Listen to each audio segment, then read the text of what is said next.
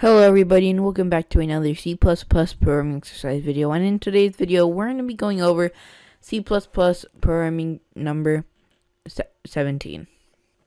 Now C++ programming exercise number 17 says, write a program that allows two players to play the tic-tac-toe game. Your program must contain the class tic-tac-toe to implement a tic-tac-toe object. Include a 3x3 two-dimensional array as a private member variable to create the board. If needed, include additional member variables. Some of the operations on a tic-tac-toe object are printing the current board, getting a move, checking if a move is valid, and determining the winner after each move. Add additional operations as needed. Okay, so let's get started. Now the first thing that we're going to do is we're going to have our header file open. Now, inside of this header file, we're going to have, of course, the play function, which is going to be the function that runs all of these other functions, running them inside of an order so that we can actually create a game. Now, we're going to have the display board function, and this function will simply just display the board so that the user can decide what they want to do next in the game. Now we're going to have another function. Now this function is going to be the isValidMove, and this function will determine if the user entered a valid move or not. And we're going to have another function, which is going to be called getXMove, which basically is just going to get the move of the player. And we have this function right here, which is of type status, which is of type the enumeration that we have up here. Now this function right here actually determines the status of the game. If someone won, then the status will be win. If the game was a draw, then the status will be draw. And if the game hasn't ended yet, the status would be continue. We have another function here, which is going to be called restart. And we have the default constructor right here. And we have our variables right here, char board, and int number of moves. Now this board will basically be the two-dimensional array where we will be playing the game. So, for example, there's only 3 options for all of the 9 different indexes inside of this board. It's either going to be an X, an O, or a space. By default, all of the spaces on the board will be a space. And we have the int number of moves. It's going to be the number of moves inside of a game. For example, at number of moves 9, if we ever reach a number of moves of 9, the game will end there, meaning that after 9 moves, the game should have ended, meaning it will either be a win or a draw. So now we need to go and implement these these functions. So let's go to the implementation file. Okay, we're not going to start at the play function directly, because in order to understand the play function, we're going to have to do all of these other functions, because you first need to understand every part before understanding the entire game. So let's go.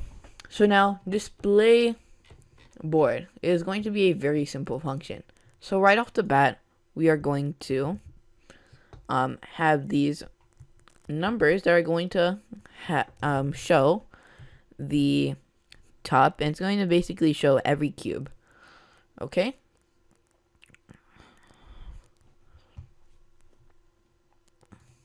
So then we're going to have a for loop. And inside of that for loop,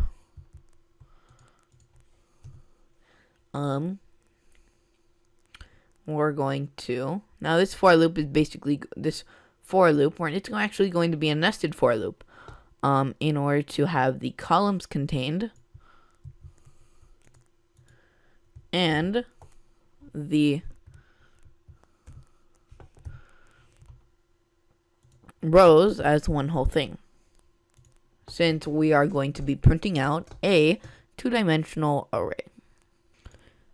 So just keep in mind these three numbers are basically going to be the headings, and these headings basically show what is going to be. Okay, and now also we are going to see out the row +1 as another heading that indicates what position that is on the board. Okay. And now under here, inside of the inside right here, we are going to write in cout set w board row column. What this basically is going to do is it's going to print out and fill in the inner space of each of those little cubes that you see inside of a tic-tac-toe. It's going to fill it with a space, an O, or an X. Okay. Now from there, if the column is not equal to 2, then we are going to output a line, meaning signifying that it's going to be the edge of one of the boxes. At the end of this whole thing, we are then going to cout endo.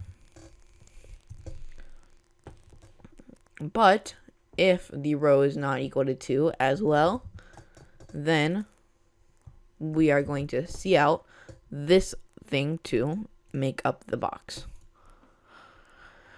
Okay. So now that we're done with the display board, we can now get on to the isValidMove part. Oh, and at the end of all of this, we need to cout endl, of course. And now for the isValidMove, the way of checking if it is a valid move is two ways. First, we need to determine if the row and column, or if the point where the user wants to go is taken up, and if the row or the point is within the bounds of the game. So in order for it to be within the bounds of the game, we're going to have an if statement.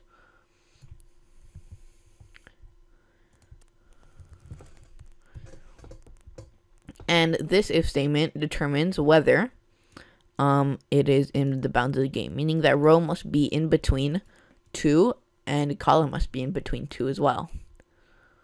So now what we need to do on top of that is we also need to make sure that point where we're trying to move is occupied by a space, and a space only.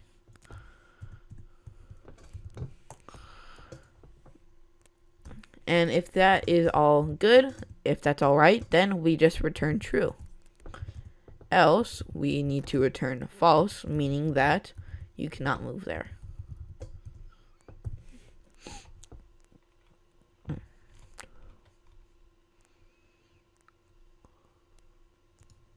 And now we're going to have our function right here, which is going to say get XO move.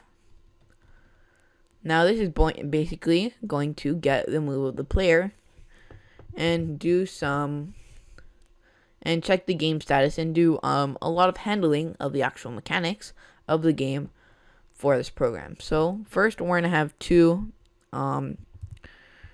variables declared in here, row and column.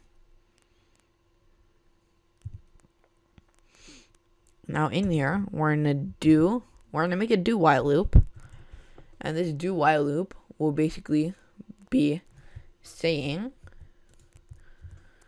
to do this. Player, whatever the player's symbol is, enter move, and it's going to ask them where they want to enter their move, and then they will print out the row and then the column. I mean, they're gonna type in the row and then the column. Now, if you wanted, you can actually make it so that You could actually switch these out so that it will first be column and then it will be row, and that will make a huge difference in terms of the entire game. The only reason that we're making it row column is because that's basically how we're entering it here in the two-dimensional array. So we're just doing that for simplicity. Now we need to actually check if the move is a valid move. And in order to do that, we're going to have this while Boolean condition right here. This basically means that while row -1 and column -1 is not a valid move, then this will keep on repeating. But if it is a valid move, then it will be able to exit this do while loop. Now the reason that we have the row -1 and the column -1 here is because we need to convert it into the index, of course. Next, once we exit this do while loop, we're going to have to decrement row minus. We're going to have to decrement row and decrement column. And then we're also going to have to increment number of moves by 1.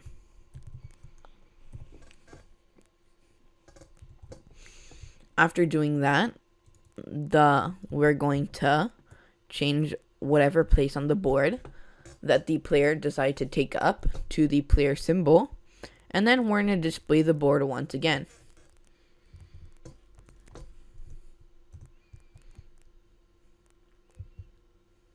Meaning that that's the end of all visible things that the player can see.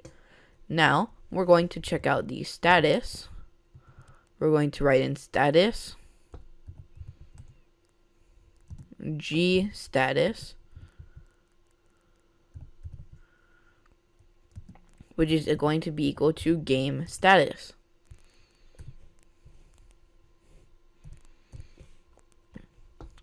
And now,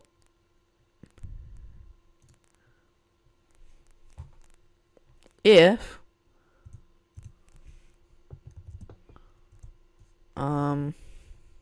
G status is equal to a win, then we are going to see out player, whatever the player symbol is, wins, and then it's going to return true.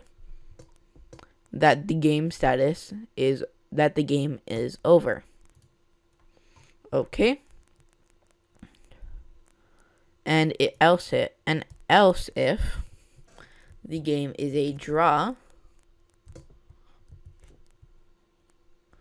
then all we need to do is see out this game is a draw. Return true. Now basically what it returns determines if it returns false, that means that the game is not done. And since if none of this applies, then we're just going to return false.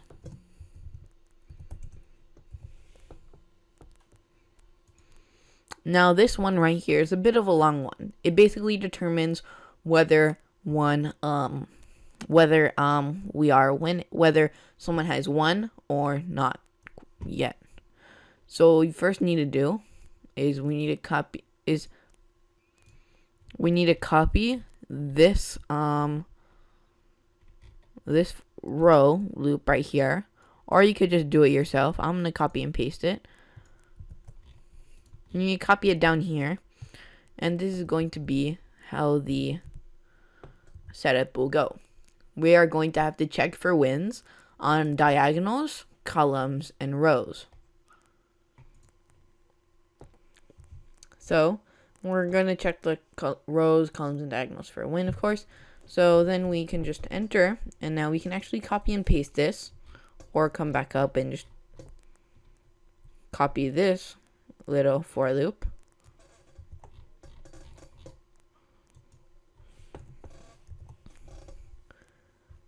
And then we can get to the coding. So now under this for loop, what you're going to do is you're going to write in if board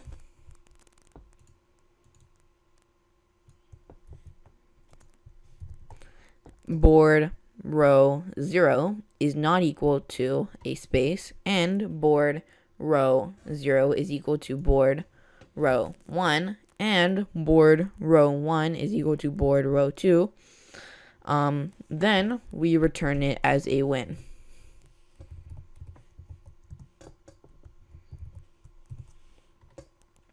Meaning that if any of the rows line up, then it will be a win for whoever row lines up. And we use variables and a for loop to determine it, and we can summarize it all in this one line of code. But this is just for rows. Now we need to do it for columns. For columns, we can actually just copy and paste this entire thing. The only difference will be that is that this other stuff will be replaced with columns, and yeah, all we're gonna do is replace the parts where there's numbers with where there's numbers with the column variable, and the parts where there are not numbers with numbers. So you see, we're checking out with these two. So if board 0 column is not equal to a space. So yeah, it just makes sure that the rows, that this row is not equal to a space, right? And it checks to make sure that all of the other rows are equal to that row, and if it is, then it returns as a win. Now we need to check out the diagonals. Now we can do a for loop for diagonals, but lucky for us, there's only 2 ways to win through diagonals. Okay? All we need to do is write an if statement that tests out the diagonals. Okay? So if board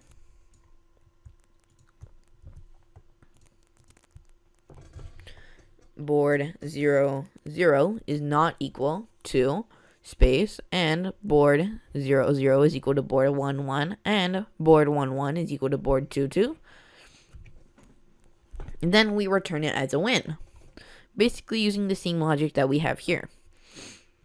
And now we can do the same thing, but for the opposite ones, which is going to be something like this: board 2 0 rather than 0 0.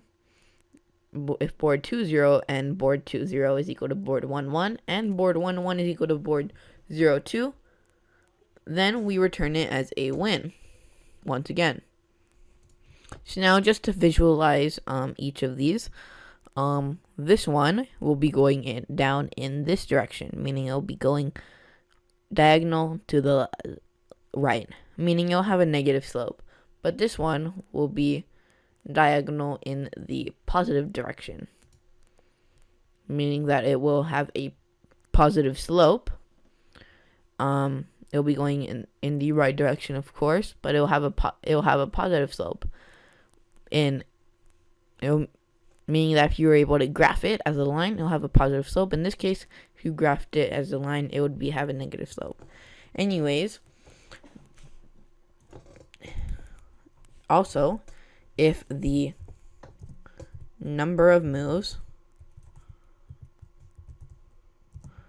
is less than 9, then we just return less than 9.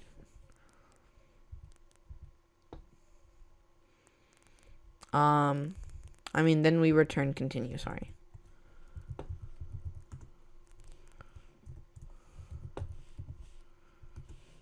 There we go. But if none of that happens, then we just return it as a draw. See? There we go.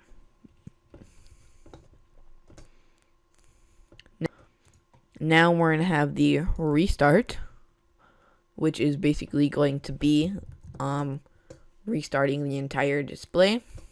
So just restarting the entire two-dimensional array where we have all of our values. So in this case, we're just going to have the standard for loop condition. And then we're going to have the standard column condition.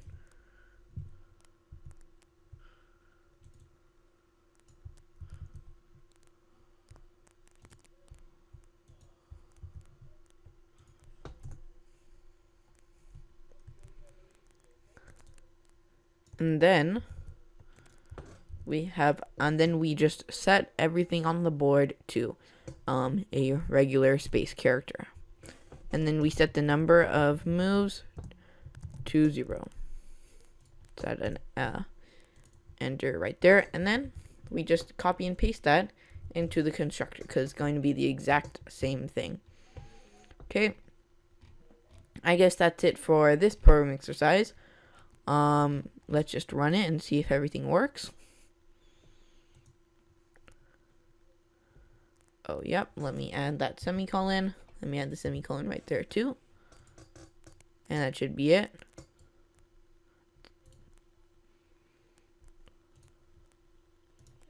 And you can see that we run error free. Now we just need to write in the play function. Okay, the thing that actually controls the entire game. And now keep in mind that we aren't going to have too much inside of the play function really, because we do most of the calculations and the mechanics inside of the get XO move. So let's just go back to the implementation file and write the definition for play. So now inside of play, we're going to have two controlling variables. We are going to have the player variable and the done variable, meaning that if done ever becomes true, then the game will end. And the player is just the player who has the move. So the first thing that we're going to do to start off the game is display the board. After that, we're going to write in a while loop.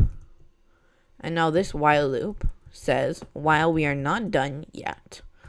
While done is not true, then done will be equal to get XO move. And we are going to enter the player character, and inside of there, then we're going to write in if player is equal to X, and then player will be equal to O afterwards, else player will now be X.